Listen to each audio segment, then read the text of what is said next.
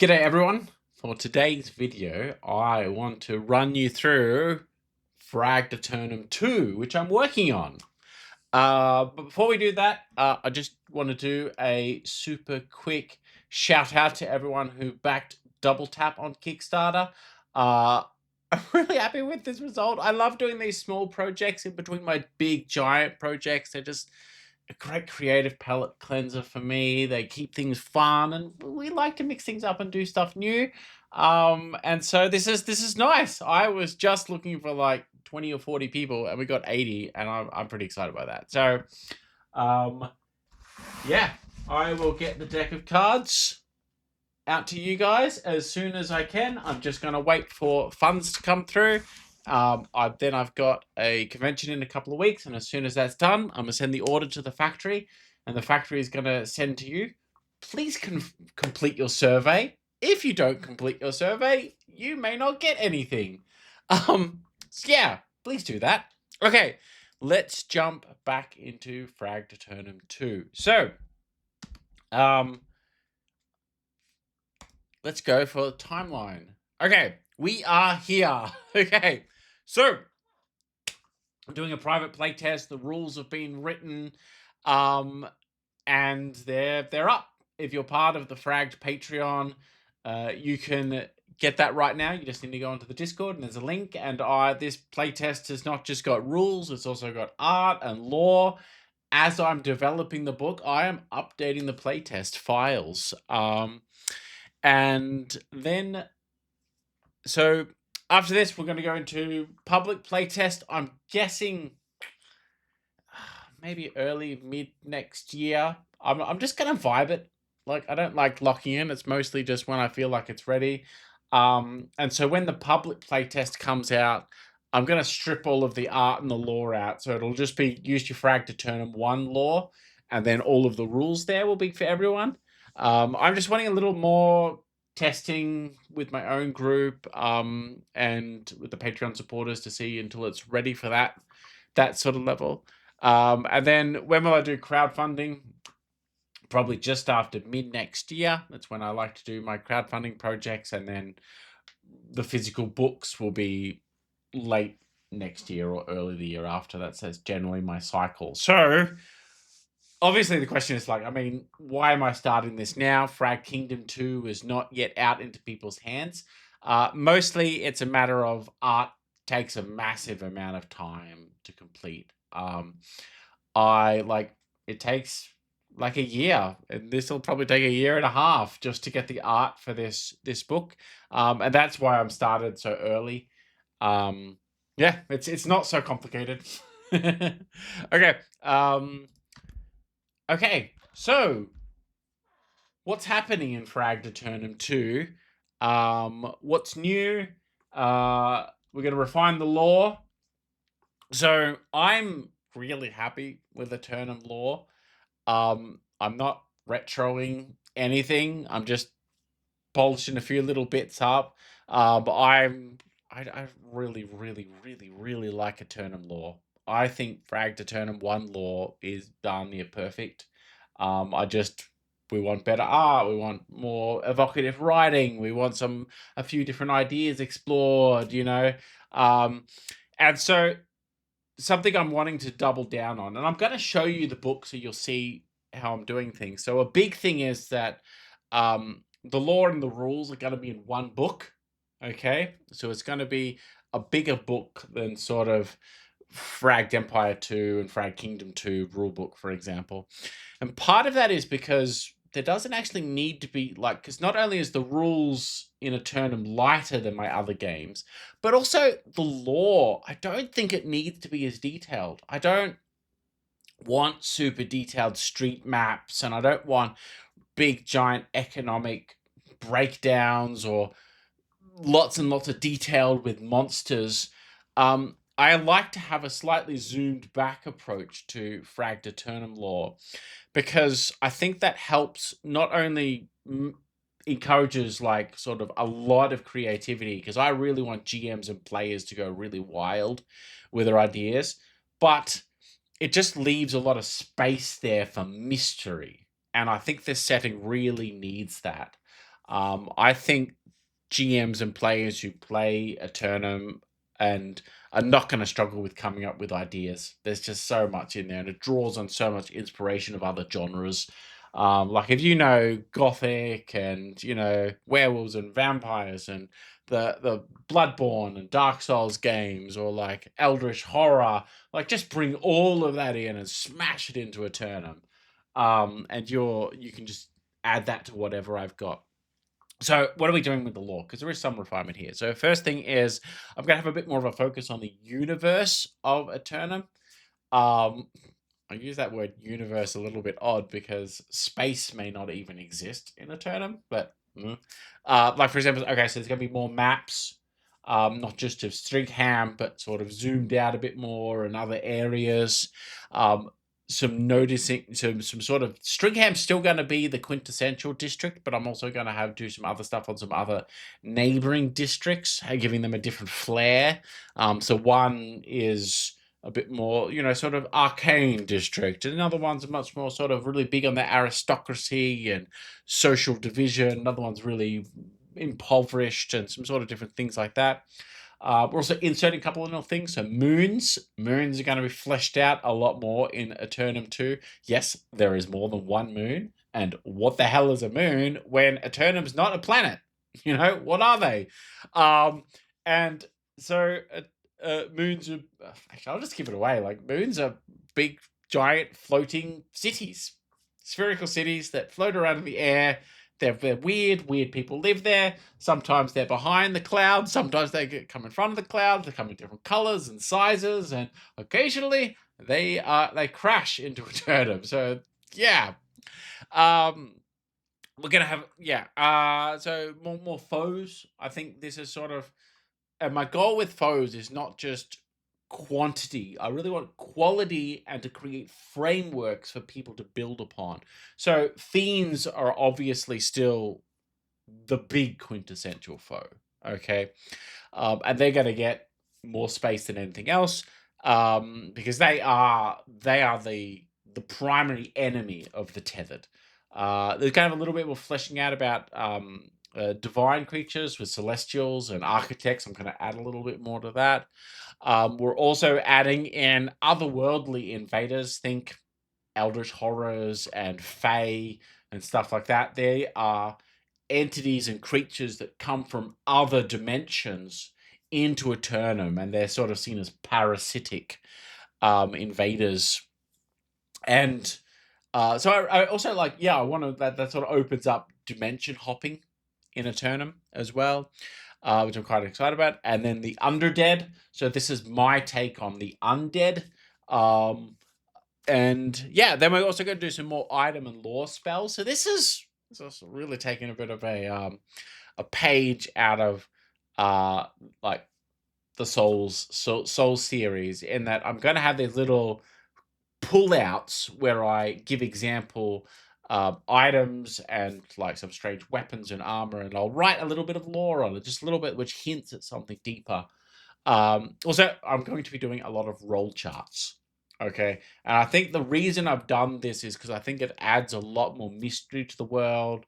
It adds excitement for the GM. GMs could find these roll charts a lot of fun too, because it gives them the challenge of, okay, you go to this district, let's roll up the district, or gives them some sort of, and then they don't know what's coming, which I think is really, I want that mystery thing to be a really big part of Aeternum, more than any of my other settings. Like, I've always loved exploration, but Aeternum just, it dials everything up to 12. Like, just the violence, the mystery, the wonder, the power, everything is really geared up. Okay, so this is sort of mostly focusing on some of the rule tweaks. I'm going to show you the character sheet. So yes, big one is all in one book. We're also going to do so natures is just a word change to archetypes for the players. So we've got all the same archetypes from first edition, but we're adding in 2 new ones, so the heretic and the waif. So the heretic is kind of the opposite to the pious. So the pious is really devoted into a singular source of authority. Not always divine. It could be like a monarch or something like that. Um, with the heretic is dedicated to challenging the orthodoxy, which may be sort of anti-theocratic, or just just opposite of something there. Something they're fighting against, or maybe they just really like having strange and controversial thoughts on stuff, but they're sort of intellectual outcasts or revolutionaries and stuff like that. The waif is the unexpected hero. So this is like the person who looks like they shouldn't be hero, like they're elderly and they're frail, or they're a small child, or they're like a sickly vagabond or something like that, or they're a cripple, you know. Maybe they went into the golden flame and they're an amputee, or they're in a wheelchair, and so and then there's they're kind of locked into that sort of degraded physical state. Okay, so physical uh, is the main one here. Okay, um, and so this is sort of these people have much higher amounts of grace from the golden flame, which allows a lot of healing and resurrection and stuff like that. So they can either be like a really support or a really quintessential sort of tank. Well, not quintessential, like if you ever played Eve Online, you'll understand this reference: hull tanking. Okay, yeah, okay. So then we're also making just a lot of changes. So a big overarching thing, there's a couple of guiding things here for me. So one is we're just continuing on what I learned from Fragged Empire 2. Just a lot of that refined, a lot of my ideas. So, we're changing the understanding attribute to the guile, which just means, which works like grit, so lots of rerolls.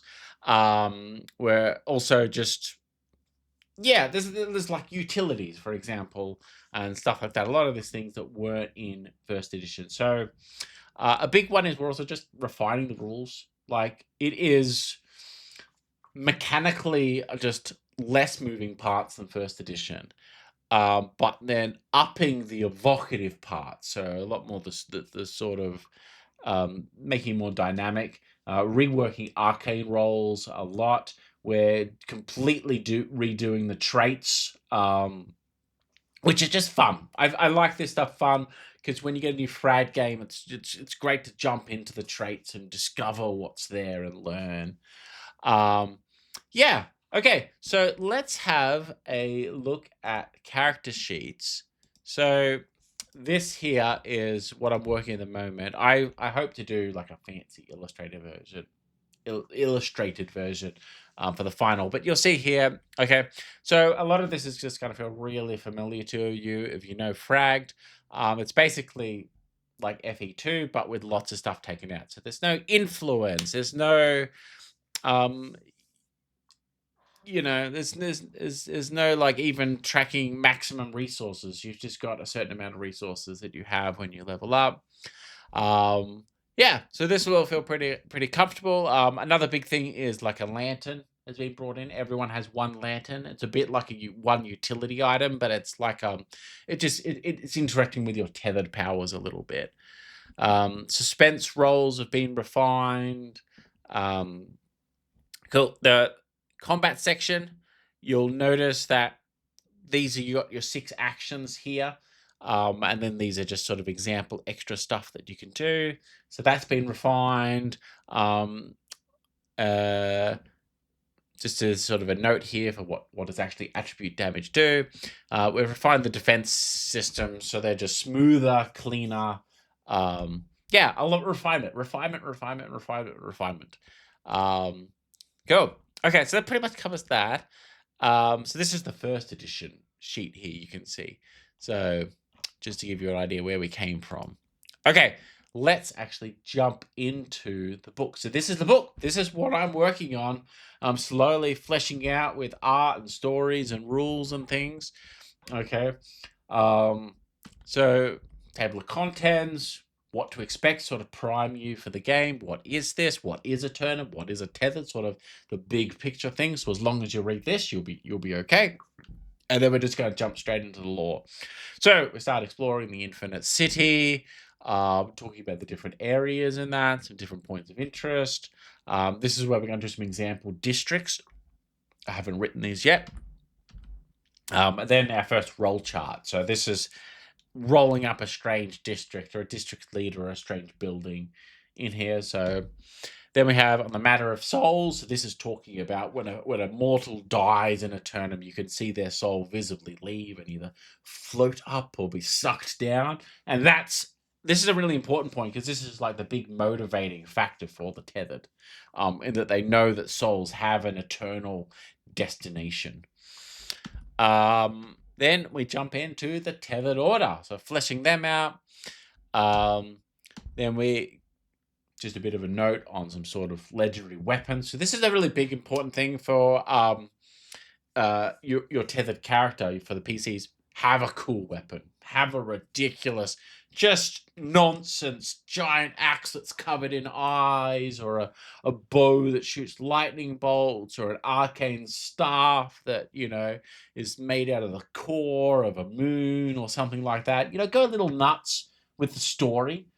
Because I like this idea that you find these legendary items and they sort of come with a legacy, that you're now the temporary bearer of this. It's not yours. It's just yours for now.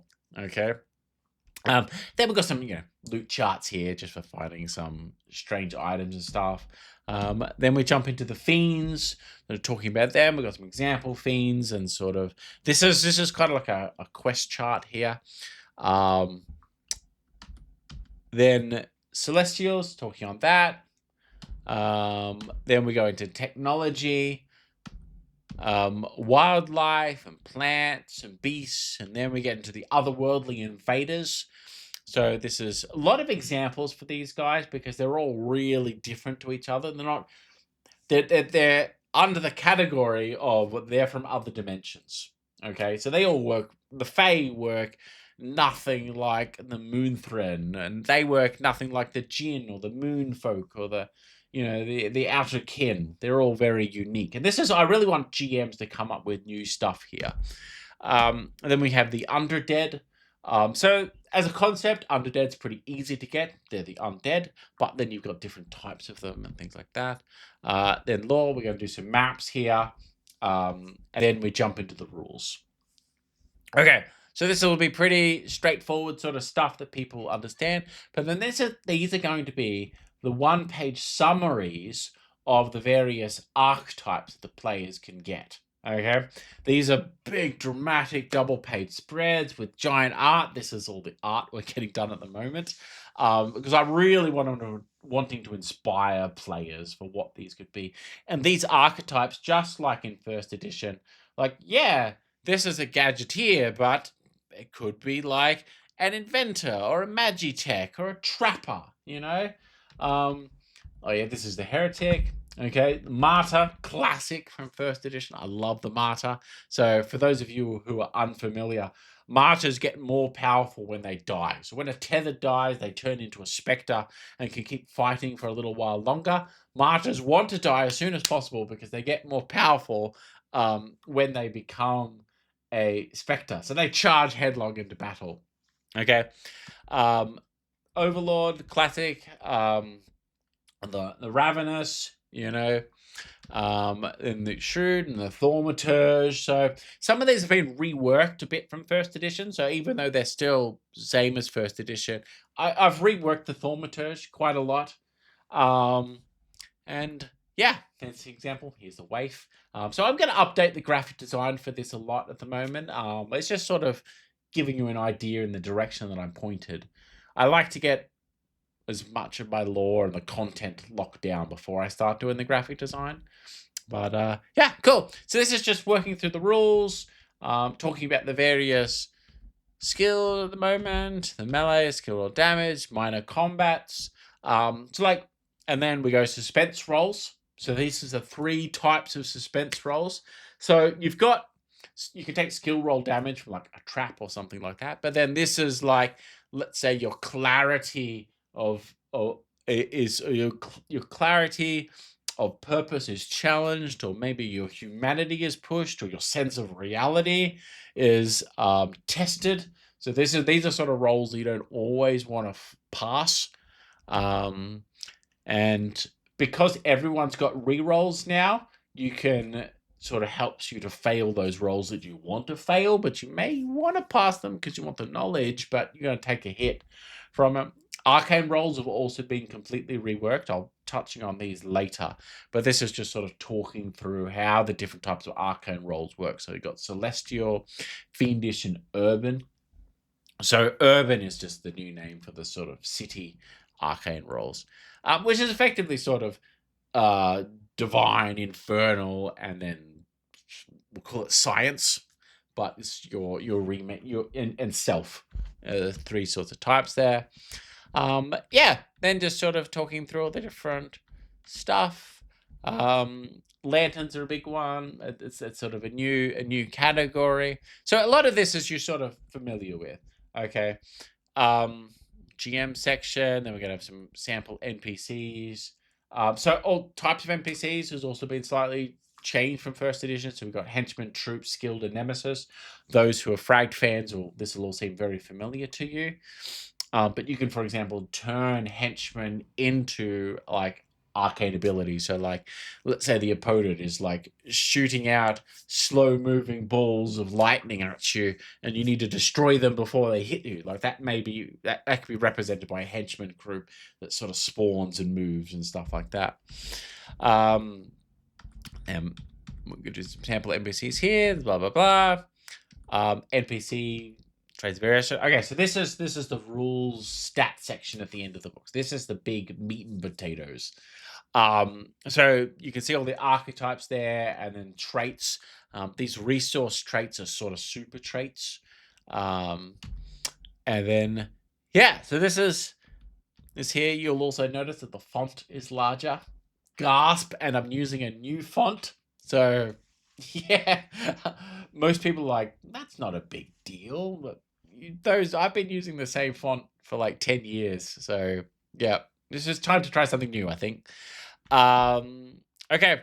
Then we've got the weapons here. These are the core weapons. I like to keep that core list short. So generally you're going to find melee weapons are sort of more damage dealing, where range weapons give you more flexibility. Okay. An example one. So this is where I'm going to, for example, write up some lore and have little pictures for the example items. Then we got, yep, it's pretty straightforward. Stances, utilities, then lanterns. So everyone will take one lantern, and each of these they'll come with some sort of special ability. A lot to do with like vision or communication or grace. Grace is your healing ability. Then we've got some misc items, then arcane rolls. Okay, so the way that arcane rolls work, I'm going to do like super short version, is you got base arcane rolls, which is this, okay? Shoot someone, exotic feat, a special move, okay? Perceiving something, okay? And these are designed to be sort of things that GMs and players can sort of build on. Just grab this thing, you tweak it, and that will modify the difficulty. Okay. Then after that, I'm going to have these examples. Now, I haven't decided whether I'm going to do 1-page or 2-page examples for each type of arcane category. These are modified versions of this base option here. But if you want, players can completely ignore this or just use this, okay? For what type of arcane role they want to do. And then, yeah, that's it. That's what I'm working on. Still a long way off, but I'm pretty happy that the core rules are so done. Yeah, pretty excited about this. If this is a project that you're super interested, please consider supporting the Patreon. That will get you access to the playtest files. Even if you just support for a month, grab the playtest files. Then go have some fun with it. I update those usually every few weeks. It sort of depends on when I have the time to work on the project. Yeah, cool. Thanks so much. I hope you guys have a great week, and I am looking forward to seeing those of you who are going to be at PAX. Cool. Take care.